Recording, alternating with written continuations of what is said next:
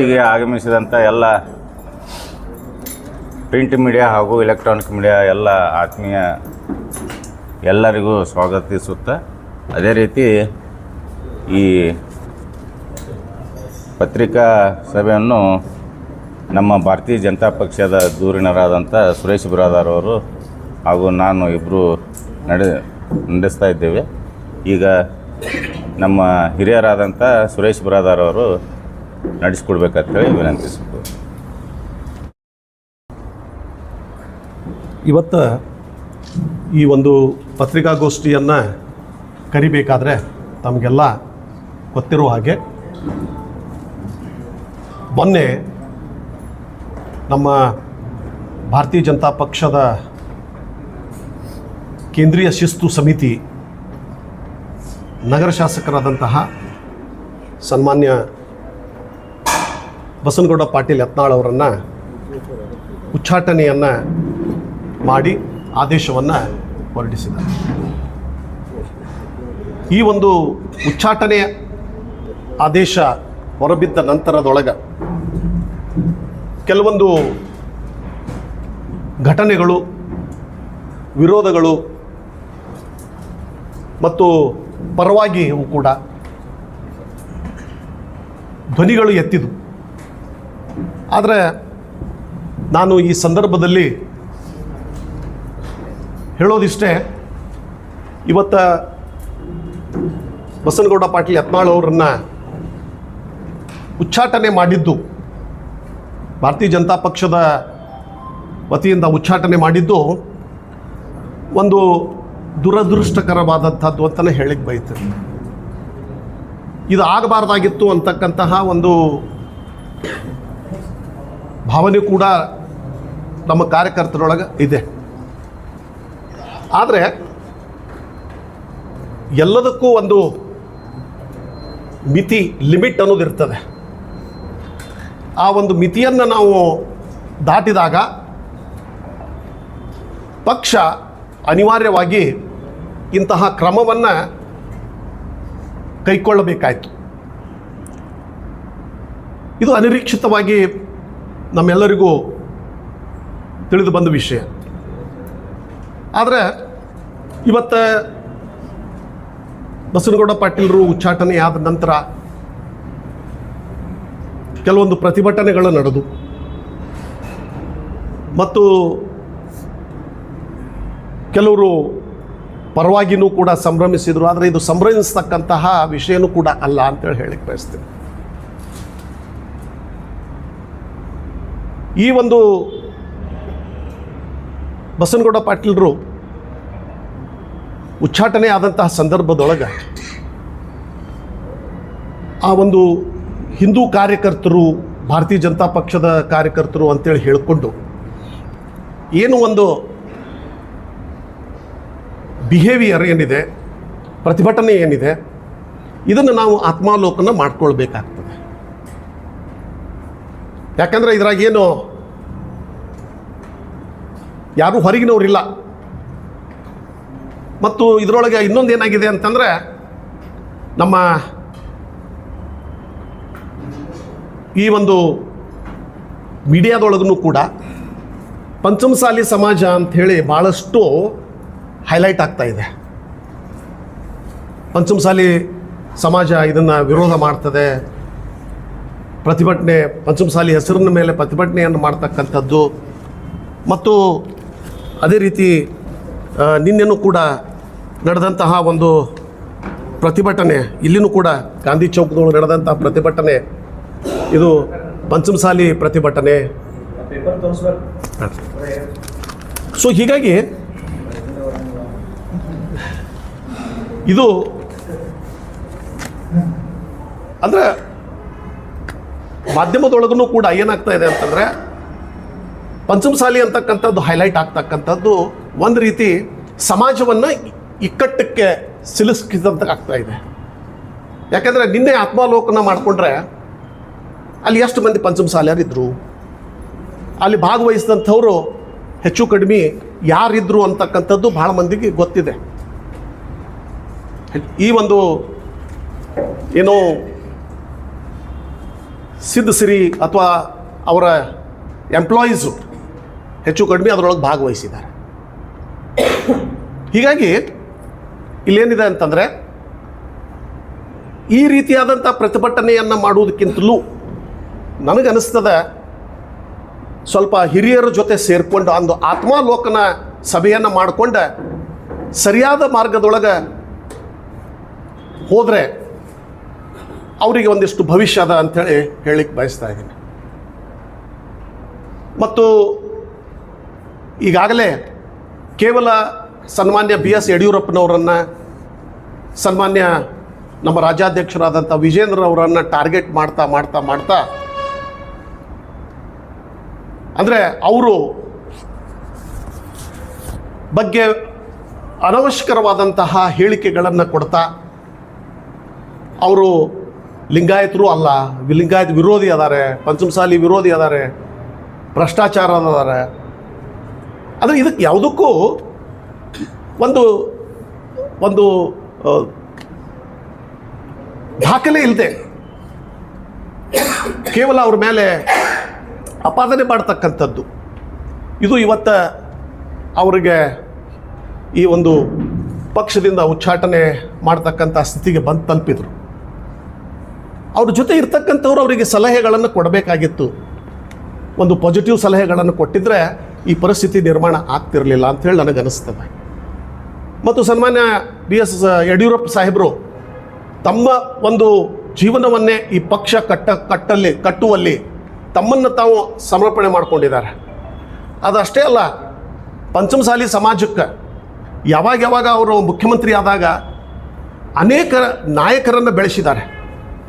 ಅವ್ರ ಕ್ಯಾಬಿನೆಟ್ದೊಳಗೆ ಏನಿಲ್ಲ ಅಂದ್ರೂ 3 ಮಂದಿ ಪಂಚಮಸಾಲಿಯರು ಇದ್ದೇ ಇರ್ತಿದ್ರು. ಮುರುಗೇಶ್ ನಿರಾಣಿಯವರಾಗಲಿ, CC ಪಾಟೀಲ್ರು, ಕಳಕಪ್ಪ ಬಂಡಿಯವರು ಮತ್ತು ಶಂಕರ್ ಪಾಟೀಲ್ ಮುನೇಕಪ್ಪನವರು, ಮತ್ತು ಅಷ್ಟೇ ಅಲ್ಲದೆ ಮೊದಲಿಗೆ ಇದು ನಮ್ಮ ರೈತ ಮುಖಂಡರಾದಂತಹ ಬಾಬಾಗೌಡ ಪಾಟೀಲ್ರನ್ನು ಕೂಡ ಕೇಂದ್ರದೊಳಗೆ ಮಂತ್ರಿ ಮಾಡಿದರು.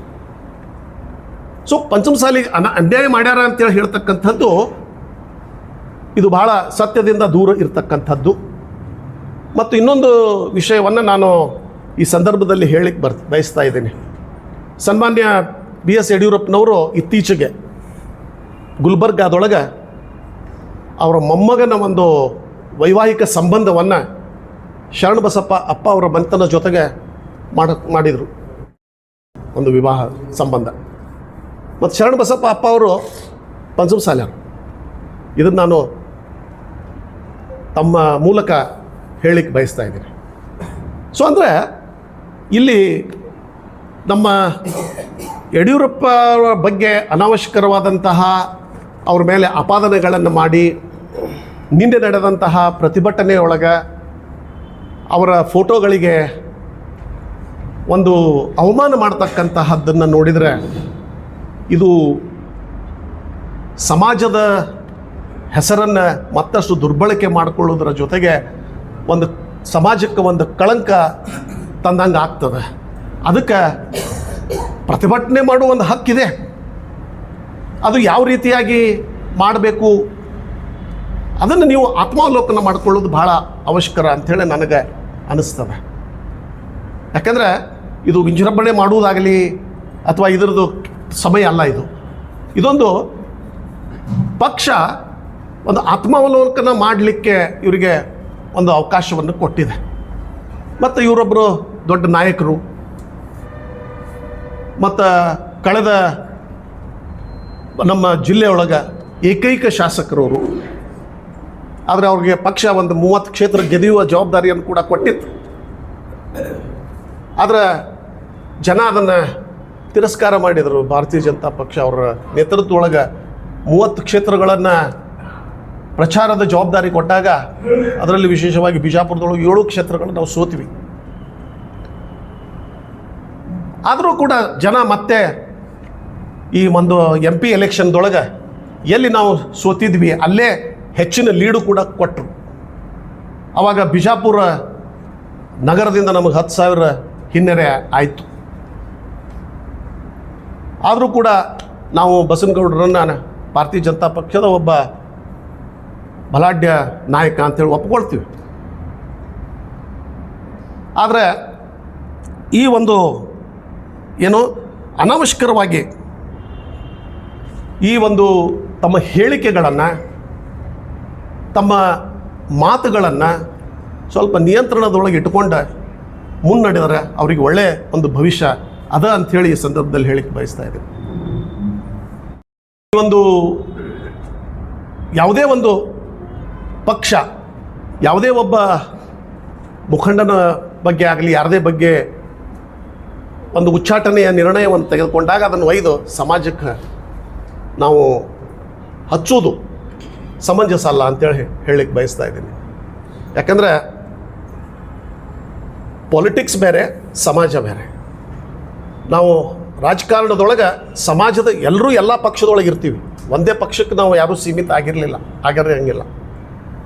ಸೊ ಅದಕ್ಕೆ ಈ ಸಂದರ್ಭದೊಳಗೆ ನಮ್ಮ ಪರಮ ಪೂಜ್ಯರಾದಂತಹ ಜಯ ಮೃತ್ಯುಂಜಯ ಸ್ವಾಮೀಜಿಯವರು ನಿನ್ನೆ ಬೆಳಗಾವಿಯೊಳಗೆ ಅವರು ಒಂದು ಸಭೆಯನ್ನು ಕೂಡ ಮಾಡಿದ್ದಾರೆ, ಪಂಚಮಸಾಲಿ ಸಭೆಯನ್ನು. ಅಲ್ಲಿ 13ನೇ ತಾರೀಕಿಗೆ ನಾವು ಒಂದು ಪ್ರತಿಭಟನೆ ಮಾಡ್ತೀವಿ, ಅವ್ರನ್ನ ಮತ್ತೊಮ್ಮೆ ಪಕ್ಷಕ್ಕೆ ಸೇರಿಸ್ಕೊಳ್ಬೇಕು ಅಂತೇಳಿ ಒತ್ತಾಯ ಮಾಡ್ತಾ ಇದ್ದಾರೆ. ಆದರೆ ರಾಜಕಾರಣದೊಳಗೆ ಇವತ್ತು ನಾವೇನು ನೋಡ್ತಾ ಇದ್ದೀವಿ ಅಂತಂದರೆ, ಯಾವುದೇ ಲಿಂಗಾಯತದ ಇತರ ಸಮಾಜಗಳು ಈ ರೀತಿ ಎಲ್ಲಿನೂ ಚರ್ಚೆಗೆ ಬರ್ತಾ ಇಲ್ಲ. ಕೇವಲ ಪಂಚಮಸಾಲಿ ಅಂತಕ್ಕಂಥದ್ದನ್ನು ಮುನ್ನಡೆಗೆ ತರ್ತಕ್ಕಂಥದ್ದು ಸಮಾಜದಲ್ಲಿರ್ತಕ್ಕಂತಹ ಅನೇಕರಿಗೆ ಅದು ನೋವುಂಟು ಮಾಡ್ತಾ ಇದೆ. ಅವರಲ್ಲಿ ಒಂದು ಶಕ್ತಿ ಇದೆ, ಸಾಮರ್ಥ್ಯ ಇದೆ. ಬಸವನಗೌಡ ಪಾಟೀಲರು ಅದನ್ನು ಎದುರಿಸ್ತಾರೆ. ಆದರೆ ಸಮಾಜಕ್ಕೆ ಅದನ್ನು ತಳಕ್ಕೆ ಹಾಕೋದು ಸರಿಯಲ್ಲ ಅಂಥೇಳಿ ಈ ಸಂದರ್ಭದಲ್ಲಿ ಹೇಳಕ್ಕೆ ಬಯಸ್ತಾ ಇದ್ದೀನಿ. ಮತ್ತು ಅದೇ ರೀತಿಯಾಗಿ ಈ ಒಂದು ಬಸವನಗೌಡ ಪಾಟೀಲರು ನಮ್ಮ ಸಮಾಜದ ಸಲುವಾಗಿ ಎಲ್ಲ 2A ಮೀಸಲಾತಿ ಹೋರಾಟ ಮಾಡಿದರು. ಆದರೆ ಅಲ್ಲಿನೂ ಕೂಡ ಏನಾಗ್ತಿತ್ತು ಅಂತಂದರೆ, ಸಮಾಜದ ಹೆಸರ ಅದು ಬರ್ತಾ ಇತ್ತು, ಹೋರಾಟ ಮತ್ತು ಮೀಸಲಾತಿ ಲಾಭ ಪಡ್ಕೊಳ್ಳೋರು ಯಾರೋ ಆಗ್ತಿದ್ರು. ಸೊ ಇದು ಬಹಳಷ್ಟು ಗೊಂದಲವನ್ನು ಸಮಾಜದೊಳಗೆ ಸೃಷ್ಟಿ ಮಾಡಿದೆ. ಅದಕ್ಕೆ ನಾನು ಸಮಾಜದ ಹಿರಿಯರೊಳಗೆ ಮತ್ತು ಶ್ರೀಗಳಿಗೆ ವಿನಂತಿಸಿಕೊಳ್ಳೋದೇನಂತಂದರೆ, ಒಮ್ಮೆ ಎಲ್ಲ ನಾಯಕರು ಕೂತ್ಕೊಂಡು ನಾವೆಲ್ಲ ಆತ್ಮಾವಲೋಕನ ಮಾಡಿಕೊಳ್ಳೋಣ, ಸಮಾಜದ ಬಗ್ಗೆ ಯಾವ ರೀತಿಯಾಗಿ ಮುನ್ನಡೆಸ್ಕೊಂಡು ಹೋಗಬೇಕು ಅಂತಕ್ಕಂಥದ್ದನ್ನು ನಾವು ಆತ್ಮಾವಲೋಕನವನ್ನು ಮಾಡಿಕೊಂಡು ಮುಂದುವರೆದ್ರೆ ಇವತ್ತು ಎಲ್ಲರಿಗೂ ಅದು ಒಳ್ಳೆಯದಾಗಬಹುದು ಅಂತಕ್ಕಂಥದ್ದನ್ನು ಈ ಸಂದರ್ಭದಲ್ಲಿ ಹೇಳಲಿಕ್ಕೆ ಬಯಸ್ತಾ ಇದ್ದೀನಿ. ಮತ್ತು ಅದೇ ರೀತಿಯಾಗಿ ಈ ಒಂದು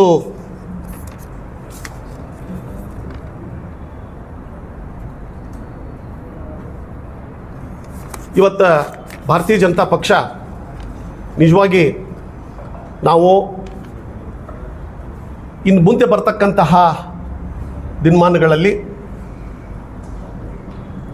ಸಂಘಟನಾತ್ಮಕವಾಗಿ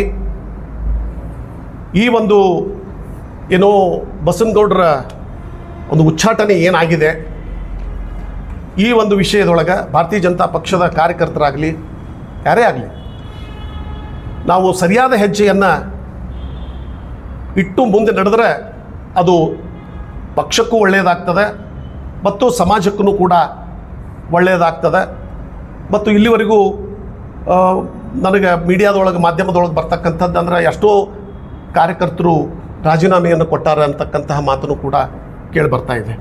ಆದರೆ ಇಲ್ಲಿವರೆಗೂ ನಾ ಅಧ್ಯಕ್ಷರನ್ನು ಕೇಳಿದಾಗ ಕೇವಲ 2 ರಾಜೀನಾಮೆಗಳು ಬಂದಿದ್ದಾವೆ. 2 ರಾಜೀನಾಮೆಗಳು ಅಧ್ಯಕ್ಷರಿಗೆ ತಲುಪಿದಾವೆ. ಹೊರತಾಗಿ ಬೇರೆ ಯಾವುದೇ ಒಂದು ರಾಜೀನಾಮೆಗಳು ಇವತ್ತಿನವರೆಗೂ ಪಕ್ಷದ ಕಚೇರಿಗೆ ಬಂದಿಲ್ಲ.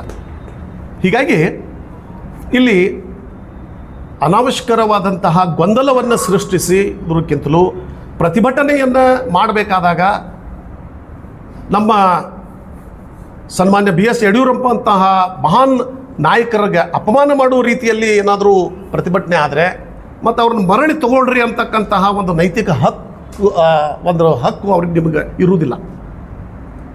ಹೀಗಾಗಿ ಯಾವುದೇ ಒಂದು ನಾವು ಪ್ರತಿಭಟನೆ ಮಾಡಬೇಕಾದಾಗ ಒಂದು ಸರಿಯಾದ ದಿಕ್ಕಿನೊಳಗೆ ಸರಿಯಾದ ಮಾರ್ಗದೊಳಗೆ ನಾವು ಮಾಡಿ ಅದಕ್ಕೇನು ಯಾವುದೇ ಅಡೆತಡೆ ಇಲ್ಲ.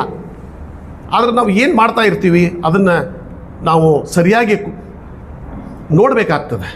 ಮತ್ತು ಸಮಾಜದ ಹೆಸರನ್ನು ಪದೇ ಪದೇಯಾಗಿ ದುರ್ಬಳಕೆ ಮಾಡ್ತಕ್ಕಂಥದ್ದನ್ನು ಕೂಡ ಸರಿಯಲ್ಲ ಅಂಥೇಳಿ ಈ ಸಂದರ್ಭದಲ್ಲಿ ನಾನು ಹೇಳಿಕ್ಕೆ ಬಯಸ್ತಾ ಇದ್ದೀನಿ. ಧನ್ಯವಾದಗಳು. ಧನ್ಯವಾದ, ನಮಸ್ಕಾರಗಳು. ಏನು ಮೊನ್ನೆ ಬಸನಗೌಡ ನಮ್ಮ ನಗರ ಶಾಸಕರಾದಂಥ ಬಸನಗೌಡ ಪಾಟೀಲ್ ಯತ್ನಾಳ್ ಅವರು ನಮ್ಮ ಕೇಂದ್ರ ಸಮಿತಿಯವರು ಅವ್ರನ್ನ ಉಚ್ಚಾಟನೆ ಮಾಡಿದ ವಿಷಯ ಗೊತ್ತಾಯಿತು. ನಮ್ಮ ರಾಜ್ಯ ನಾಯಕರು ಹಾಗೂ ಕೇಂದ್ರ ನಾಯಕರಿಗೆ ಭಾಳ ಲೇಟ್ ಮಾಡಾದ್ರೂ ಒಂದು ಒಳ್ಳೆಯ ನಿರ್ಧಾರ ತೊಗೊಂಡ್ರು ಅಂಥೇಳಿ ನಮಗೆ ಕಾರ್ಯಕರ್ತರಿಗೆ ಏನು ಗೊಂದಲ ಇತ್ತಲ್ಲ ಅದು ನಿವಾರಣೆ ಆಯಿತು. ಎಲ್ಲ ನಮ್ಮ ನಾಯಕರಿಗೆ ಮೊದಲಾಗಿ ಅವರಿಗೆ ಅಭಿನಂದನೆಗಳನ್ನು ಸಲ್ಲಿಸ್ತೇನೆ. ಬಸನಗೌಡ ಪಾಟೀಲ್ ಯತ್ನಾಳ್ ಅವರು ಇವತ್ತು ಅವರ ಬೆಂಬಲಿಗರು ಏನು ಪ್ರತಿಭಟನೆಯನ್ನು ಮಾಡ್ತಾ ಇದ್ದಾರೆ, ಅವರು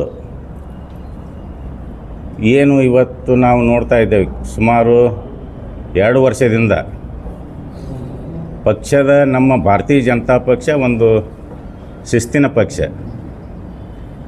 ಯಾವ ರೀತಿ ಶಿಸ್ತನ್ನು ಮೈಗೂಡಿಸಿ ಬಂದಿತ್ತು ಅನ್ನೋದು ಇಡೀ ನಮ್ಮ ದೇಶದಲ್ಲೇ ಗೊತ್ತು. ಎಲ್ಲ ಪಕ್ಷದಲ್ಲಿರುವಂಥ ಇವನೇ ಬೇರೆ, ನಮ್ಮ ಭಾರತೀಯ ಜನತಾ ಪಕ್ಷದ ಇರುವಂಥದ್ದು ಒಂದು ಶಿಸ್ತಿನ ಪಕ್ಷ. ನಮ್ಮ ಕೇಂದ್ರ ನಾಯಕರು ಕೂಡ ಅವರಿಗೆ ಸಾಕಷ್ಟು ಅವಕಾಶಗಳನ್ನು ಕೊಟ್ಟರು. 2 ವರ್ಷದಿಂದ ಅವಕಾಶಗಳನ್ನು ಕೊಟ್ಟರು ಅವರಿಗೆ ಸುಧಾರಿಸ್ಕೋಬೇಕು ಅಂಥೇಳಿ. ಆದರೆ ಬಸನಗೌಡ ಪಾಟೀಲ್ ಯತ್ನಾಳ್ ಅವರು ಸುಧಾರಿಸ್ಕೊಳ್ಳಿಲ್ಲ. ಈಗ ಅವರು ಬೆಂಬಲಿಗರು ಕೂಡ ಅವರು ಸಲಹೆಗಳನ್ನು ಕೊಡಬೇಕಾಗಿತ್ತು ಈ ಹಿಂದೆಯೇ. ಅಲ್ಲ, ನಾವು ಹಿಂದುತ್ವ ಮತ್ತು BJP ಕಟ್ಟ ಹಿಂದುತ್ವವಾದಿಗಳು ನಾವು ಅಂತೇಳಿ ಇವತ್ತು ಮೀಡಿಯಾ ಮುಂದೆ ಏನು ಹೇಳ್ಕೊಳ್ತಾ ಇದ್ದಾರಲ್ಲ, ಅವರು ಬಸನಗೌಡ ಪಾಟೀಲ್ ಅವರಿಗೆ ಸಲಹೆಗಳನ್ನು ಕೊಡಬೇಕಾಗಿತ್ತು. ನಮ್ಮ ಪಕ್ಷ ಹಿಂದುತ್ವದ ಆಧಾರ ಮೇಲೆ ಬಂದಿದೆ ಮತ್ತು ಹಿಂದುತ್ವದ ಇದ್ರ ಮೇಲೆ ಬಂದಿದೆ. ನಮ್ಮ ಬಸನಗೌಡರಿಗೆ ಹಿಂದೂ ಫೈರ್ ಬ್ರ್ಯಾಂಡ್ ಮತ್ತು ಹಿಂದೂ ಹುಲಿ ಅಂತೇನು ಹೇಳ್ಕೊಳ್ತಾ ಇದ್ದಾರಲ್ಲ, ಅವರು ಸಲಹೆ ಕೊಡಬೇಕಾಗಿತ್ತು. ಗೌಡ್ರ ಸ್ವಲ್ಪ ಬಾಯಿ ಮುಚ್ಕೊಂಡು ಸುಮ್ಮನಿರಿ, ಪಕ್ಷ ಡ್ಯಾಮೇಜ್ ಆಗತ್ತೈತಿ, ನಮ್ಮ ಹಿಂದುತ್ವ ಪಕ್ಷ ಡ್ಯಾಮೇಜ್ ಆಗತ್ತೈತಿ, ನಮ್ಮ ಎಲ್ಲ ಸಂಘಟನೆಗಳು ಇದು ಆಗತ್ತವ, ಅದಕ್ಕೆ ದಯಮಾಡಿ ತಾವು ಬಾಯಿ ಮುಚ್ಕೊಂಡಿದ್ರೆ ನಮ್ಮ ಪಕ್ಷನೂ ಬಲಿಷ್ಠ ಆಗ್ತೈತಿ, ಹಿಂದುತ್ವನೂ ದೇಶದಾಗ ಒಂದು ಕರ್ನಾಟಕ ರಾಜ್ಯದಲ್ಲಿ ಹಿಂದುತ್ವದ ಇದ್ರ ಮ್ಯಾಗ ಹೋಗೋಕೆ ಅನುಕೂಲ ಆಗ್ತೈತಿ ಅಂತೇಳಿ ಅವ್ರ ಸಲಹೆಗಳನ್ನು ಕೊಡಬೇಕಾಗಿತ್ತು. ಏನೀಗ ಪ್ರತಿಭಟನೆ ಮಾಡ್ತಾ ಇದ್ದಾರೆ ಅವರು. ಪಕ್ಷದ ಬಗ್ಗೆ ಹಿಂದುತ್ವದ ಬಗ್ಗೆ ಕಾಳಜಿ ಇದ್ದಂಥವ್ರು ಇದ್ದರೆ ಅವರು ಸಲಹೆಗಳನ್ನು ಕೊಡ್ತಿದ್ರು. ಮತ್ತು ಇವರು ಬಸನಗೌಡರಿಗೆ ಅದರ ಬಗ್ಗೆ ಇದು ಇಲ್ಲ. ಹಿಂದುತ್ವ ಬರೀ ಬಾಯಲ್ಲಿ ಹೇಳ್ತಾರೆ ಅವರು. ಹಿಂದುತ್ವ ಬಗ್ಗೆ ಭಾರತೀಯ ಜನತಾ ಪಕ್ಷದ ಬಗ್ಗೆ ಅವ್ರಿಗೆ ಅಷ್ಟೊಂದು ಗೌರವ ಇತ್ತಂದ್ರೆ ನಮ್ಮ ನಾಯಕರಿಗೂ ಕೂಡ ಅಷ್ಟೇ ಗೌರವ ಕೊಡ್ತಿದ್ರು, ಪಕ್ಷಕ್ಕೂ ಅಷ್ಟೇ ಗೌರವ ಕೊಡ್ತಿದ್ರು ಮತ್ತು ಅಷ್ಟೇ ಗೌರವದಿಂದ ನಡ್ಕೊಳ್ತಿದ್ರು. ಮತ್ತು ಅವರಿಗೆ ಸಾಕಷ್ಟು ನಮ್ಮ ಪಕ್ಷ ಇವತ್ತು ಕೇಂದ್ರ ಸಚಿವರನ್ನಾಗಿ ಮಾಡಿದೆ, ಶಾಸಕರನ್ನಾಗಿ 3 ಸಲ ಆಯ್ಕೆ ಮಾಡಿದೆ. ಇದನ್ನೆಲ್ಲ ಮರೆತು ಪಕ್ಷವನ್ನು ಹಾಳು ಮಾಡುವಂಥ ಕೆಲಸವನ್ನು ಮಾಡೋದಕ್ಕೆ ತಾವು ಮಾಡೋದನ್ನು ತಾವು ಉಂಡಾರ. ಅದನ್ನು ಬೇರೆಯವರಿಗೆ ಯಡಿಯೂರಪ್ಪನವ್ರಿಗಾಗಲಿ ವಿಜೇಂದ್ರ ಅವ್ರಿಗಾಗಲಿ ಅಥವಾ ನಮ್ಮ ಇನ್ನುಳಿದ ಯಾರೇ ಪಕ್ಷದ ಹಿರಿಯರಾಗಲಿ ಗೂಬಿ ಕುಡಿಸುವಂಥ ಕೆಲಸ ಮಾಡಬೇಡ್ರಿ ಗೌಡ್ರೆ. ಯಾಕಂತಂದ್ರೆ ನೀವು ರಾಜ್ಯ ನಾಯಕರು, ಮಾಸ್ ಲೀಡ್ರು, ಹಿಂದೂ ಫೈರ್ ಬ್ಯಾಂಡ್ ಅದೀರಿ. ನಿಮಗೆ ಮತ್ತೆ ಮರಳಿ ತಗೋ ಅಂತೇಳಿ ಸ್ಟ್ರೈಕ್ ಮಾಡೋಕ್ಕಿಂತ ಬದಲು ನೀವು ಎಲ್ಲ ನಿಮ್ಮ ಕಾರ್ಯಕರ್ತರಿಗೆ ಹಿರಿಯರಿಗೆ ಕರೆದು ಒಂದು ಸೂಚನೆ ಕೊಡ್ರಿ. ನನ್ನ ತಾಕತ್ತು ಎಷ್ಟೈತಿ, 140 ಸೀಟ್ ಗೆಲ್ಲಿಸುವಂಥ ತಾಕತ್ತೈತಿ ಗೌಡ್ರಿಗೆ. ಮತ್ತೆ ಯಾಕೆ BJP ಒಳಗೆ ಹೋಗೋನು, ನನ್ನ ಹಿಂದುತ್ವದ ಆರಾಧರ ಮೇಲೆ ನಾ ಗೆಲ್ಲಿಸಿ ತೋರಿಸ್ತೇನೆ BJP ಅವರು ಅಂತೇಳಿ ನೀವು ಕಾರ್ಯಕರ್ತರಿಗೆ ಕರೆ ಕೊಡ್ರಿ. ಪಕ್ಷ ಕಟ್ತೀನಿ ಅಂತಿಲ್ಲ ಕಟ್ರಲ್ಲ, ಮತ್ತೆ ಯಾಕೆ ಸ್ಟ್ರೈಕ್ ಮಾಡಿಸಿ ಹೊಳ್ಳಿ ಪಕ್ಷಕ್ಕೆ ಬರ್ತೀವಿ ಪಕ್ಷಕ್ಕೆ ಇದನ್ನು ಮಾಡೋದು ಬೇಡ ಗೌಡ್ರೆ. ನಿಮ್ಮ ತಾಕತ್ತು ಏನೈತಲ್ಲ ತೋರಿಸ್ರಿ, ನಿಮ್ಮ ಕಾರ್ಯಕರ್ತರಿಗೆ ಕರೆದು ಹೇಳ್ರಿ, ಇಲ್ಲ ನನ್ನ ತಾಕತ್ತು ತೋರಿಸ್ಬೇಕಾಗೈತಿ ಬಿ ಜೆ ಪಿ ಅವ್ರಿಗೆ ಮತ್ತು ಬೇರೆ ಪಕ್ಷದವ್ರಿಗೆ ಗೊತ್ತಾಗ್ತೈತಿ ನಿಮ್ಮ ತಾಕತ್ತು ಎಟ್ಟೈತಿ ಏನಿಲ್ಲ, ಅದನ್ನು ಮಾಡಿರಿ. ಸುಮ್ಮನೆ ಅಲ್ಲಿ ಗಲಾಟೆ ಮಾಡಿಸೋದು ಯಾರಿಗರೇ ನಿಮ್ಮ ಸಿರಿ ಸ್ಟಾಫ್ದವ್ರಿಗೆ ಎಲ್ಲ ಸ್ಟಾಫ್ದವ್ರಿಗೆ ಕರೆಸಿ ಸ್ಟ್ರೈಕ್ ಮಾಡಿಸೋದ್ರಿಂದ ಲಾಭ ಇಲ್ಲರಿ ಗೌಡ್ರೆ. ಯಾವ ಕಾರ್ಯಕರ್ತರು ನಿಮ್ಮ ಹಿಂದಿಲ್ಲ. ಏನು ನಿಮ್ಮ ಮೊನ್ನೆ ಸ್ವಲ್ಪ ದಿವಸದಿಂದ ಏನು ಬಂದಿದ್ರಲ್ಲ ಅವ್ರು ನಿಮ್ದಿಂದ ಹೋಗ್ಯಾರ. ಗಟ್ಟಿ ಇರುವಂಥ ಕಾರ್ಯಕರ್ತರು ಅದಾರ ಇಲ್ಲೇ, ನಿಮ್ಮಿಂದ ಹೋಗಲ್ಲ ಅವರು. ಮತ್ತು ಯಾವಾಗಲೂ ಗಟ್ಟಿನೇ ಅದಾರ ಅವರು, ಈಗಾದರೂ ಗಟ್ಟಿಯಾಗೇ ಉಳಿತಾರೆ. ಮತ್ತು ಪಕ್ಷ ಇವರಿಂದ ಯಾವುದೇ ರೀತಿಗೆ ತೊಂದರೆ ಆಗ್ತೈತೆ ಅನ್ನೋದು ಏನು ಕಲ್ಪನೆ ಐತಲ್ಲ, ಅದು ಯಾವುದೇ ರೀತಿಯಿಂದ ಕಲ್ಪನೆಯನ್ನು ತಮ್ಮ ತಲೆಯಾಗಿ ಇಟ್ಕೊಳಕ್ಕೆ ಹೋಗಬೇಡ್ರಿ. ಹಿಂದೆ ಕೂಡ ಬಸವನಗೌಡರ ಪಾಟೀಲ್ ಅವರು ನಮ್ಮ ಪಕ್ಷದಾಗ ಇಲ್ಲಾರ್ದಾಗೆ ನಮ್ಮ ಜಿಲ್ಲಾದಾಗ 5 ಸೀಟ್ಗಳು ಇದ್ದವು, ಶಾಸಕರಿದ್ರು, 5 ಮಂದಿ ಶಾಸಕರಿದ್ದರು. ಇವರು ಪಕ್ಷ ಒಳಗೆ ಬಂದ ಮ್ಯಾಗ ಈಗ ಇವತ್ತು ನೋಡ್ತೀರಿ ಒಬ್ಬರೇ ಅದಾರ ಇವರು. ಅಂದ್ರೆ ಇವ್ರ ತಾಕತ್ತು ತೋರಿಸ್ಬೇಕಾಗಿತ್ತಲ್ಲ, ಹೋದ ಎಲೆಕ್ಷನ್ ಆಗಲಿ ಅಥವಾ ಅದ್ರ ಹಿಂದಿನ ಎಲೆಕ್ಷನ್ದಾಗ ತೋರಿಸ್ಬೇಕಾಗಿತ್ತು. ಅದಕ್ಕೆ ಇವ್ರದ್ದು ಪಕ್ಷಕ್ಕೇನು ಕೊಡುಗೆನೂ ಇಲ್ಲ, ಇವ್ರದ್ದು ಅವಶ್ಯಕತೆಯೂ ಇಲ್ಲ. ಒಳ್ಳೆಯ ನಿರ್ಧಾರ ತೊಗೊಂಡಾರೆ ನಮ್ಮ ಹೈಕಮಾಂಡ್. ಅದಕ್ಕೆ ನಮ್ಮ ಹೈಕಮಾಂಡ್ ಏನು ನಿರ್ಧಾರ ತೊಗೊತೈತಲ್ಲ, ನಾವು ಇಡೀ ಎಲ್ಲ ಕಾರ್ಯಕರ್ತರು ಏನು ಗೊಂದಲದಾಗಿದ್ರಲ್ಲ ಎಲ್ಲರೂ ಇವತ್ತು ಒಂದು ಇಡೀ ನಮ್ಮ ಜಿಲ್ಲೆ ಆಯಿತು, ರಾಜ್ಯದ ಕಾರ್ಯಕರ್ತರಾಯಿತು, ಒಳ್ಳೆಯ ಪಕ್ಷ ಸಂಘಟನೆ ಮಾಡಿ ಬರುವಂಥ ದಿನಗಳಲ್ಲಿ ಚುನಾವಣೆಯನ್ನು ನಾವು ಎದುರಿಸಿ ಮತ್ತೆ ಸರ್ಕಾರವನ್ನು ನಮ್ಮ ಭಾರತೀಯ ಜನತಾ ಪಕ್ಷದ ಸರ್ಕಾರ ರಚನೆ ಮಾಡ್ತೇವೆ. ಬಸವನಗೌಡರ ಅವಶ್ಯಕತೆ ಪಕ್ಷಕ್ಕೂ ಇಲ್ಲ. ಮುಂದೆ ಅವರು ಏನಾದರೂ ಅವ್ರ ಕಾರ್ಯಕರ್ತರಿಗೆ ತಗೊಂಡು ತಮ್ಮ ತಾಕತ್ತನ್ನು ತೋರಿಸ್ಬೋದು ಅಂಥೇಳಿ ಸಂದರ್ಭದಲ್ಲಿ ನಾನು ಹೇಳಕ್ಕೆ ಇಷ್ಟಪಡ್ತೀನಿ. ಪ್ರಮುಖ ನಾಯಕರೇ ಇದು ಪ್ರತಿಭಟನೆ ಮಾಡಿದ್ದಾರೆ. ಗುರುಗಳು ಕೇಂದ್ರ ಸರ್ಕಾರಕ್ಕೆ ಡೆಡ್ಲೈನ್ ಕೊಡ್ತಾರೆ. ಗುರುಗಳ ಡೆಡ್ಲೈನ್ ಕೊಡ್ತಾರೆ, 30ರೊಳಗಾಗಿ ನೀವು ತಗೊಳ್ಬೇಕು ಅಂತ. ಇಲ್ಲ, ನಾನು ಅದನ್ನೇ ಹೇಳ್ತಾ ಇದ್ದೇನೆ. ಗುರುಗಳಾಗಲಿ ನಮ್ಮ ಏನು ಪಂಚಮಸಾಲಿ ಮುಖಂಡರದಾರ ಸರಿಯಾಗಿ ಬಸವನಗೌಡ ಪಾಟೀಲ್ರಿಗೆ ಒಂದು ಮಾರ್ಗದರ್ಶನ ಮಾಡಬೇಕು. ಅದ್ರ ಬದಲಿ ಅವ್ರ ಜೊತೆನೇ ಉದೋ ಅಂತ ಹೊಂಟು ಬಿಟ್ಟರೆ ಸಮಾಜ ಯಾವ ರೀತಿಯಾಗಿ ಒಂದು ದುರುಪಯೋಗ ಆಗ್ತದೆ ಮತ್ತು ಸಮಾಜವನ್ನು ಸಂಶಯ ದೃಷ್ಟಿಯಿಂದ ಎಲ್ಲರೂ ನೋಡ್ಲಿಕ್ಕೆ ಪ್ರಾರಂಭ ಮಾಡ್ತಾರೆ. ಯಾಕೆಂದರೆ ಬಸವನಗೌಡ ಪಾಟೀಲ್ ಒಬ್ಬರೇ ರಾಜಕಾರಣದೊಳಗಿಲ್ಲ, ಉಳಿದು ಎಲ್ಲ ಕೆಲವು ನಾಯಕರು ನಮ್ಮಂಥವ್ರು ಎಲ್ಲರೂ ಅದೀವಿ ನಾವು, ನಮಗದು ಹಿನ್ನಡೆ ಆಗ್ತದೆ.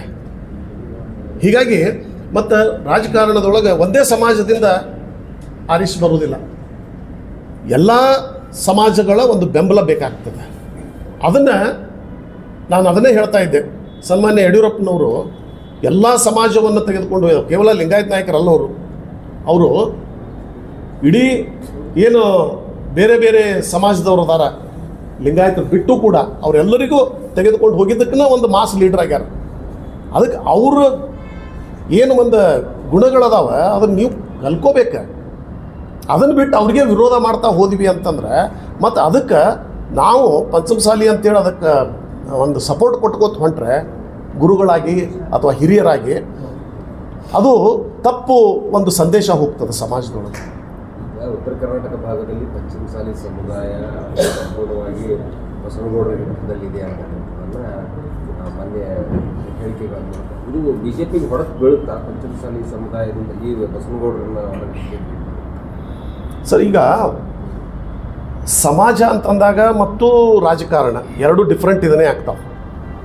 ಈಗ ಕೆಲವೊಮ್ಮೆ ಹೆಂಗಾಗಿಬಿಡ್ತದೆ, ನಾ ಪಂಚಮಸಾಲಿ ಸಮಾಜದವ ಅದೀನಿ ಅಂತಂದ್ರೆ ಎಲ್ಲ ಪಂಚಮಸಾಲಿ ಸಮಾಜ ನಾನು ಹಿಂದಿರ್ತೈತಿ ಅಂತಿಲ್ಲ. ಯಾಕಂದರೆ ಬೇರೆ ಬೇರೆ ಪಕ್ಷದೊಳಗೂ ಕೂಡ ನಮ್ಮ ಪಂಚಮಸಾಲಿ ನಾಯಕರು ಇರ್ತಾರೆ, ಲೀಡರ್ಸ್ ಇರ್ತಾರೆ, ಅವ್ರದ್ದೇ ಆದಂಥ ಒಂದು ವೋಟ್ ಬ್ಯಾಂಕ್ ಇರ್ತದೆ, ಎಲ್ಲ ಇರ್ತದೆ. ಸೊ ಹೀಗಾಗಿ ಇಲ್ಲಿ ಆ ರೀತಿಯಾದಂಥ ಒಂದು ತಿಳುವಳಿಕೆ ಇತ್ತು, ಅದು ಭ್ರಮೆ ಆಗ್ತದೆ.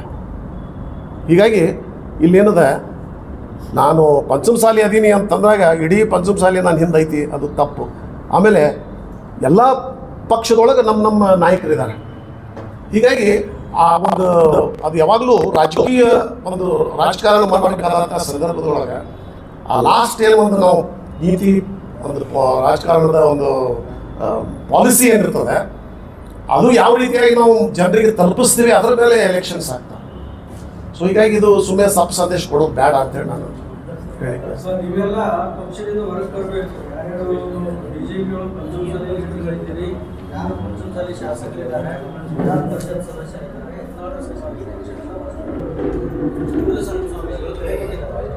ಹೌದು ಅದನ್ನೇ ಅದೇ ಹೇಳೋದು. ಈ- ಅದು ಹಂಗೆ ಹೇಳ್ದಾಗ ಯಾರು ಬರ್ತಾರ್ರಿ ಅದು ಬೇಕಲ್ಲ, ಯಾರೂ ಬರೋದಿಲ್ಲ. ಎಲ್ಲರೂ ರಾಜೀನಾಮೆ ಕೊಟ್ಟು ಹೊರಗೆ ಬರಬೇಕು ಅಂತಂದಾಗ ಯಾರು ಬರ್ತಾರೆ? ಮತ್ತು ಶ್ರೀಗಳು ಕೂಡ ಇಂತಹ ಒಂದು ಕರೆಯನ್ನು ಕೊಡಬಾರ್ದು. ಯಾವಾಗಲೂ ಅವ್ರ ಮಾತಿಗೆ ಒಂದು ವೇಟೇಜ್ ಇರಬೇಕು. ಆ ವೇಟೇಜ್ ಬರ್ತಕ್ಕಂತಹ ಒಂದು ಕರೆಗಳನ್ನು ಕೊಟ್ಟರೆ ಈಗ ಸಮಾಜ ಸುಧಾರಣೆ ಮಾಡೋದಾಗಲಿ, ಯಾರೇ ಯುವಕರಿಗೆ ಸಹಾಯ ಮಾಡೋದಾಗಲಿ, ಬಡವರಿಗೆ ಸಹಾಯ ಮಾಡೋದಾಗಲಿ, ಇಂತಹ ಒಂದು ಏನೋ ಕ್ರಮಗಳನ್ನು ಶ್ರೀಗಳು ತೆಗೆದುಕೊಂಡ್ರೆ ಅದನ್ನು ಅಪ್ರಿಷಿಯೇಟ್ ಮಾಡಿ. ಇದು ರಾಜಕಾರಣ ಆಗಿಬಿಡ್ತದೆ ಎಂಟೈರ್ಲಿ. ಉಳಿದವ್ರಿಗೆ ಅದು ನೋವು ಬರ್ತದೆ, ನೋವು ಅನ್ನಿಸ್ತದೆ. ಹಿಂದೆ ಇದೇ ಬಸನಗೌಡ ಪಾಟೀಲ್ ಅವರು ಪಂಚಮಸಾಲಿ ನಾಯಕರು ಸಾಕಷ್ಟು ನಮ್ಮ ಭಾರತೀಯ ಜನತಾ ಪಕ್ಷದಾಗ ಅದಾರ. ಇವತ್ತು ಸಿ ಪಾಟೀಲ್ ಇರ್ಬೋದು, ನಿರಾಣಿ ಅವರು ಇರ್ಬೋದು, ಎಲ್ಲರೂ ಅವ್ರಿಗೆ ಇದ್ರೆ ಒಂದೇ ಪಕ್ಷದಾಗಿದ್ದ ಅವ್ರನ್ನೇ ಹೆಗ್ಗ ಮುಗ್ಗ ತೊಳೆದಾರ ಅವ್ರು ಈಗ ರಾಜೀನಾಮೆ ಕೊಟ್ಟು ಇವ್ರ ಸಂಬಂಧ ಹೆಂಗೆ ಬೆನ್ನು ಹತ್ತಾರೆ? ಸಮಾಜದವ್ರು ಯಾವುದಿಲ್ಲ ರೀ, ಅವ್ರಿಗೇ ಗೌರವ ಕೊಡಬೇಕಾಗಿತ್ತಲ್ಲ. ಅವರು ಪಂಚಮಸಾಲಿಯವರು, ಇವರು ಪಂಚಮಸಾಲಿಯವರಲ್ಲ. ಸಮಾಜದವ್ರ ಹತ್ರನೇ ಮಾತಾಡೋದು. ಸಮಾಜದವ್ರ ಹತ್ರನೇ ಮಾತಾಡ್ತಾ ಇರೋದು.